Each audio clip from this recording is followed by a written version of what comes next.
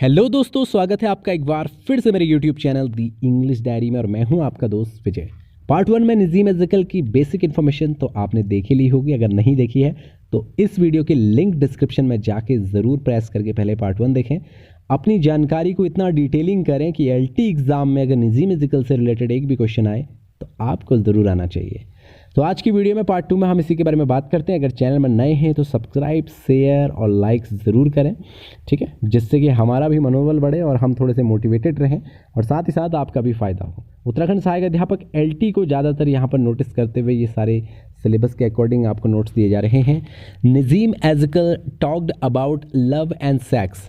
तो यहाँ पर कहा जा रहा है कि नज़ीम एज़िकल जो है उन्होंने लव और सेक्स की बात किस पोइट्री में कही थी। तो 60 पोएम 1953 में जो उनकी पब्लिश हुई थी उसमें उन्होंने लव और सेक्स के बारे में डिस्कशन किया था।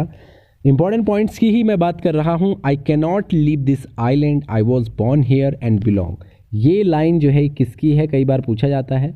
आई can not leave this island, I was born here and belong.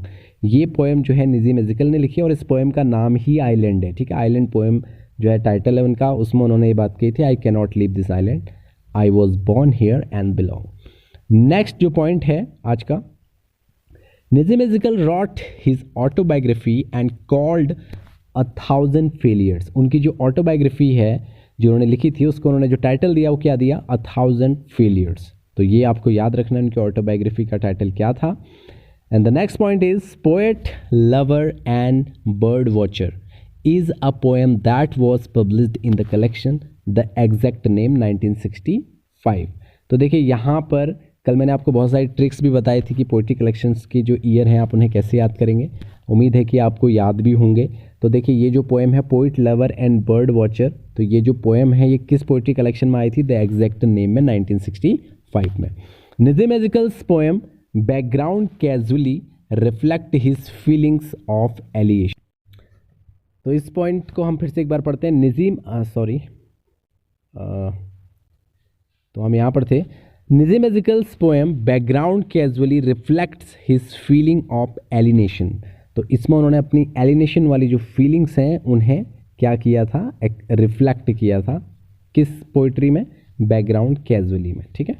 Next point है Nissim Ezekiel rot नेपोल्स India and mine. 1965 में उन्होंने ये वर्क अपना जो है लिखा था, नेपोल्स इंडिया एंड माइन। तो ये आपको याद रखना है। Barbaric city sick with slum deprived of seasons blessed with rains here the barbaric city is Bombay. Sorry यहाँ पर जो है ये बारबेरिक ही होगा, ये बारबरिट यहाँ पर हो गया था, बारबेरिक होगा, ठीक है।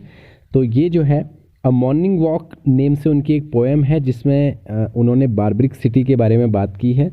और जो बारबरिक सिटी कौन सी थी ये क्वेश्चन आता है तो आपको याद रहना चाहिए बी फॉर बॉम्बे और बी फॉर बारबरिक। तो कई बार अगर बारबरिक के बारे में पूछे तो बारबरिक सिटी को कौन सी बताई थी उस पोएम में, अ मॉर्निंग वॉक में, तो आपको पता रहना चाहिए कि वो बॉम्बे सिटी थी, ठीक है। तो इस तरह से आप इसको याद रखेंगे। The next point is Nazim एज़िकल, ये इंपॉर्टेंट पॉइंट है जो मैंने अभी आपको बारबरिक सिटी वाला बताया। अ मॉर्निंग वॉक पोएम में ये लाइन लिखी हुई है और उसमें बारबरिक सिटी के बारे में ये सब बातें की हुई हैं कि barbaric city sick with slum deprived of seasons blessed with rains here the barbaric city. यहाँ पर जो बारबरिक सिटी है वो बॉम्बे को कहा गया है, ठीक है। Nissim Ezekiel said poetic reasonableness is the soul of poetry. ये जो पोइट्री के लिए उन्होंने एक लाइन बोली है, स्टेटमेंट आपको याद रखना है कि poetic reasonableness is the soul of poetry. तो ये लाइन किसने बोली है। चलते हैं नेक्स्ट पॉइंट की तरफ।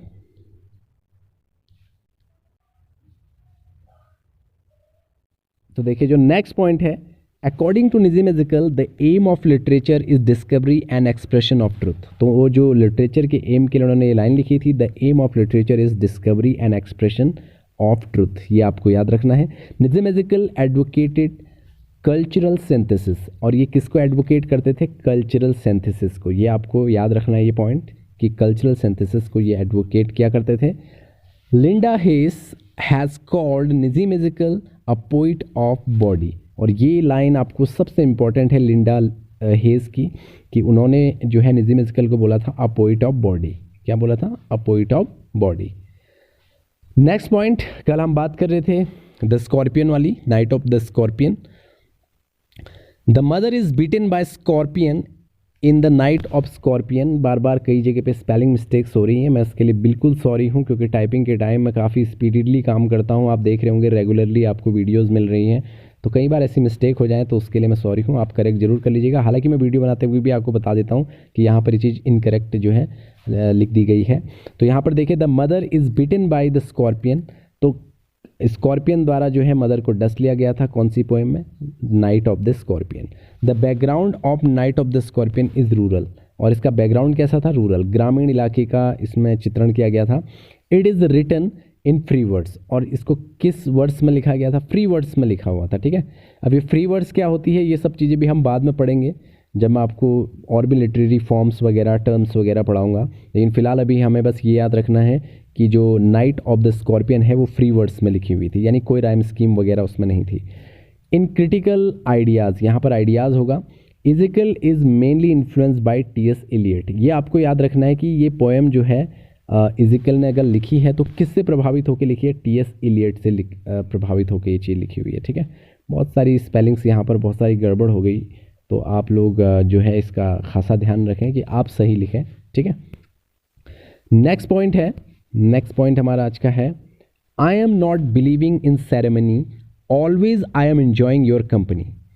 इजिकल्स द पैट्रियट। तो ये जो द पैट्रियट पोएम है उसमें उन्होंने ये लाइन लिखी थी, I am not believing in ceremony, always I am enjoying your company. तो आपको याद रखना है कि ये लाइन उन्होंने किस में बोली थी? द पैट्रियट वाली पोएम में। Philosophy, poverty and poetry, three companions shared my basement room, Ezekiel's background casually. Most important statement है, ये याद रखना आप लोग, कल भी शायद इसके बारे में थोड़ा हमने बात की थी। Philosophy, poverty and poetry, three companions shared my basement room, Ezekiel background casually.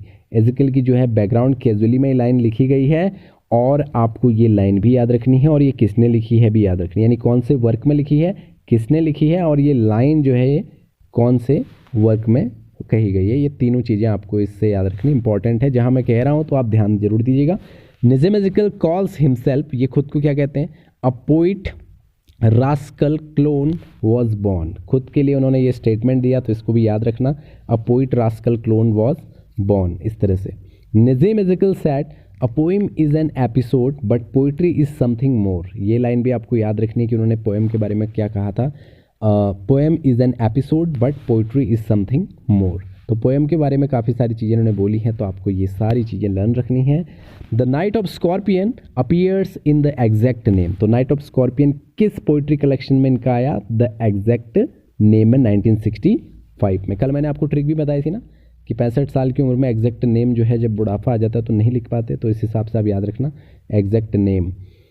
The best poet wait for words, Nissim Ezekiel ने ये बात कही थी कौन से वर्क में? Poet love and bird watcher में, ठीक है। ये आपको the best poet wait for words, यानी जो बेस्ट पोइट्स होते हैं वो वर्ड्स का इंतज़ार करते हैं, अच्छे अच्छे शब्दों का। तो ये उन्होंने पोएट लव और बर्ड वॉचर वाली वर्क में अपना ये लाइन कही थी। My job is such no one is giving me bribe. तो ये जो लाइन है, my job is such no one is giving me bribe, ये निज़म एजिकल की है, और ये उन्होंने किस में बोली थी? द रेलवे क्लर्क वाले वर्क में बोली थी, ठीक है। तो ये सारे पॉइंट्स आपको याद रखने ने लिखना है, 2-4 बार पढ़ लोगे तो ऑब्वियस सी बात है कि आपको याद हो जाएगा, ठीक है। बर्डन लेके नहीं समझना है। Ancient Indian wisdom is 100% correct, Nissim Ezekiel's in patriot. और जो पैट्रियट उनकी पोएम है उसमें उन्होंने ancient Indian wisdom is 100% correct, ये स्टेटमेंट उन्होंने दिया था कि एनिशियंट के टाइम पे जो विजडम होती थी वो काफ़ी 100% करेक्ट होती थी, और ये लाइन उन्होंने पैट्रियट वाली अपनी वर्क में लिखी हुई है, ठीक है, या कही हुई है। Nissim Ezekiel said I want a human balance humanly. तो ये लाइन भी जो है a human balance humanly Nissim Ezekiel ने बोली है। Nissim Ezekiel said that the aim of literature is discovery and expression of truth. हालांकि रिपीट हो गया तो आप इसको ज़रूर लिख लेना कि इन्होंने इस तरह से बोला था, the aim of literature is discovery and expression of truth. और यहाँ पर देखिए next point, the mother was stung on the toe. तो पूछा जा सकता है कि मदर को जो है स्कॉर्पियन ने कहाँ पर डस लिया था, कहाँ पर स्टिंग किया था? तो टो पे किया था, ये आपको याद रखना है, पाँव के टो पे, ठीक है। The peasants believed that the movement of the scorpion is bad for the mother. तो जितने वहाँ के लोग थे, जो किसान वगैरह थे, उनका ये कहना था कि जो ये मूवमेंट हुआ है मदर के साथ स्कॉर्पियन का, वो जो है काफ़ी बैड सिग्नल है। मतलब किसी बिच्छू का काटना अपने आप में उसको क्या माना जाता है, काफ़ी बुरा माना जाता है। तो इसी तरह से गांव वाले उस पोएम में कहते हैं। मैंने आपको बोला था कि एक बार आप उस पोएम को ज़रूर पढ़ लेंगे। तो अब मैंने कुछ वर्क्स को बताया हुआ है पोइट्री कलेक्शन में कौन कौन से ऐसे इंपॉर्टेंट वर्क्स आते हैं जिन्हें आपको याद रखना है। तो significant poems of a time to change 1952 में जो लिखी थी, इस पोइट्री कलेक्शन में कौन कौन सी पोएम्स आती हैं, इनको मैंने शॉर्ट लिस्टेड करा है। और अगर आप चाहो तो बढ़िया से इनको याद करने की कोशिश करना, ठीक है। तो इस तरह से देखिए, हम पहले पेज में इसी को पढ़ रहे हैं। तो मैंने आपको ये बता दिया कि इसमें कौन कौन से ऐसे वर्क हैं, यानी जो आपका a time to change collection में है। A time to change collection में आपका जो पहला जो वर्क है, टू अ सर्टन लेडी, ये है a time to change something to pursue on a African mask and god revealed on meeting a pedant the double horror communication. तो ये जो वर्क्स हैं ये सब किस में आए, अ टाइम टू चेंज वाले पोइट्री कलेक्शन में। यानी a time to change poetry collection में ये सारे वर्क्स आते हैं। तो कभी पूछा जा सकता है इनमें से कोई उठा के, और अगर मैं बोलूँ कि इनमें से जो आपका इंपॉर्टेंट रहेगा अ टाइम टू चेंज, तो आप पहचान लोगे, ठीक है। ऑन अफ्रीकन मास्क आप याद रखना, समथिंग टू परस्यू याद रखना, द डबल याद रखना, ठीक है, और कम्युनिकेशन याद रखना। और जो नेक्स्ट है इसका significant poems of the collection of 60 poems. 60 poem जो है 1953 में जो लिखी हुई थी, उसमें ये सारे वर्क्स हैं। Creation, to night of love, a poem of dedication, situation, a short story, the stop owl, marriage poem, और उसके बाद है episode, remember and forget confession, the stone, a visitor, the old abbeys, the female image, a poem of blindness, nothingness, creation, the recluse. तो ये सारे work जो हैं ये किस में आए, आपके 60 पोएम्स के कलेक्शन में। तो आप इनको भी शॉर्ट लिस्टेड कर लेना, एक एक बार पढ़ना, 2-4 बार पढ़ोगे तो आपको आइडिया आ जाएगा कि ये वर्क इस कैटेगरी में आ रहे हैं। Some significant poems of collection, the third में कब आए, कौन कौन से वर्क्स हैं, sparrow, waking, episode, song of desolation, at the hotel, encounter, I am the queue, for her, aside tonight, situation, for love's record, encounter, the language of lover, December, wisdom, prayer. ये सारे जो आपको दिख रहे हैं सारे third poem के poetry collection में लिखे हुए अलग अलग कविताएं हैं, पोएम्स हैं। उसके बाद द अनफिनिश्ड मैन जो है, द अनफिनिश्ड मैन 1960 में जो लिखी हुई थी, इसमें क्या क्या चीज़ें, इंटरप्राइजेज है, लव सोनेट है, अर्बन है, कमिटमेंट है, अ मॉर्निंग वॉक है जिसकी अभी एक लाइन मैंने आपको बताई थी, केस स्टडी है, ठीक है। उसके बाद जेमिनी रॉय है। तो ये सारे वर्क्स किस पोइट्री कलेक्शन में आ गए, आपके द अनफिनिश्ड मैन में। आप इनको लिखना और याद करने की कोशिश करना मैक्सिमम, ठीक है। ज़्यादा इंपॉर्टेंट तो इनमें से ये इंटरप्राइज और अ मॉर्निंग वॉक पूछे जाने लायक कि किस पोइट्री कलेक्शन में आता है। आगे देखिए, द एग्जैक्ट नेम 1965 में जो पोइट्री कलेक्शन है उसमें कौन कौन से थे, ये इंपॉर्टेंट भी है इसमें, क्योंकि नाइट ऑफ द स्कॉर्पियन है, लव पोएम, फिलॉसफी है, द विजिटर है, वर्जिनल है, पोएट है, लवर है, बर्ड वॉच, ठीक है। तो बर्ड वॉच और द नाइट ऑफ स्कॉर्पियन और लव पोएम, फिलॉसफी, ये आपको याद रखनी है इसमें। आगे भी इसमें कुछ चीज़ें हैं, क्या क्या है, प्रोग्रेसिव जो है, फ्रूट, प्लेटोनिक, अ women observed, poetry reading, progress, ये सारी जो पोएम्स है इस पोइट्री कलेक्शन में लिखी हुई है द एग्जैक्ट नेम में, ठीक है। इसके बाद नेक्स्ट देखिए, significant poem of the poetry collection, hymn in darkness. मैंने बोला था 76 साल में लाइफ में डार्कनेस आ जाती है, तो ये आपको याद रखना, हाइम इन डार्कनेस 1976 में कौन कौन सी poems I.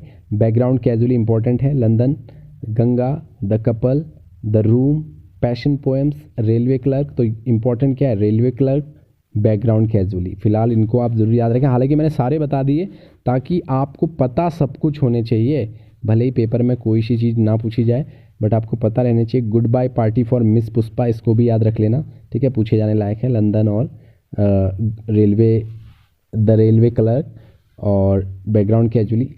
T.S.. Distance, poems of separation, ये भी आपको याद रखना है। Subject of change, tribute to Upanishad. तो यहाँ पर देखो आपको याद क्या क्या रखने, ट्रिब्यूट टू उपनिषद याद रखना है, पोएम ऑफ सेपरेशन याद रखना है, goodbye party for Miss Pushpa याद रखना है, द रेलवे क्लर्क याद रखना है, बैकग्राउंड कैजुअली याद रखना है। तो ज़्यादातर तो आपको ये जो है इंपॉर्टेंट है, जो आपको हाइम इन डार्कनेस 1976 के वर्क में पोएट्री कलेक्शन में ये सारी पोएम्स याद रखनी है। तो फिलहाल जो है नज़ीम एज़ेकल के बारे में इतनी ही डिटेल फिलहाल अवेलेबल है, और आप लोगों को जो है वीडियोस कैसी लग रही है ज़रूर बताएं। और अब हम जो थर्ड पार्ट इसका पढ़ेंगे उसमें हम पढ़ेंगे MCQs रिलेटेड टू नज़ीम एज़ेकल। हो सकता है कुछ नए क्वेश्चंस भी उसमें आ जाएं, क्योंकि जितनी ज़्यादा प्रैक्टिस होगी उतना ज़्यादा आपका जो है अच्छा कवर होगा सिलेबस। तो मिलते हैं नेक्स्ट वीडियो में। वीडियोस कैसी लग रही हैं ज़रूर बताएगा। आज की वीडियो देखने के लिए thank you so much for watching this video.